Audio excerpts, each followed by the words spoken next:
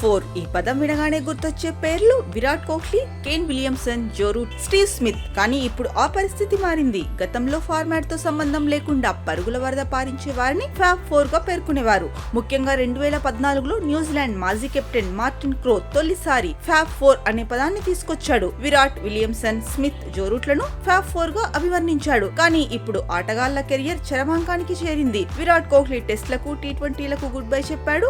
Steve Smith వన్డేలకు retirement పలికాడు. Root, విలియమ్సన్లకు కూడా పరిమిత ఓవర్ల క్రికెట్ లో అవకాశాలు రావడం లేదు. దీంతో కొత్త ఫ్యాబ్ ఫోర్ ఎవరు అనే చర్చ ప్రారంభమైంది. తాజాగా ఓ ఇంటర్వ్యూలో మాట్లాడిన కేన్ విలియమ్సన్ తరువాతి ఫ్యాబ్ ఫోర్ ఎవరో చెప్పేశాడు. అయితే ఇందులో ఇద్దరు భారత ప్లేయర్లకు చోటు కల్పించాడు. భారత్ నుంచి యశస్వి జైస్వాల్, టెస్ట్ కెప్టెన్ శుభ్మన్ గిల్ లకు తర్వాత ఫ్యాబ్ ఫోర్ లో చోటు కల్పించాడు.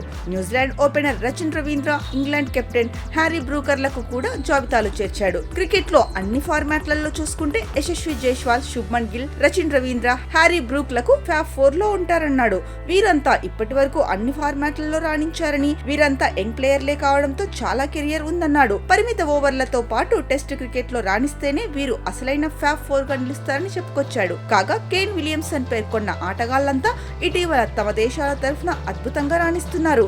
గిల్, బ్రూక్ అయితే ఏకంగా కెప్టెన్లుగా ప్రమోషన్ పొందారు. అయితే వీరంతా ఇదే ప్రదర్శనను సుదీర్ఘ కాలం కొనసాగించగలిగితే ఫ్యాబ్ ఫోర్ అనిపించుకుంటారు. వీరి వయస్సు కూడా చాలా తక్కువ. 3 ఫార్మాట్లలో అత్యుత్తమ క్రికెటర్లుగా స్థిరపడేందుకు వీరికి తగినంత సమయం ఉండడంతో మరికొన్ని నెలల తర్వాతే అతని అంచనాపై క్లారిటీ వస్తుంది.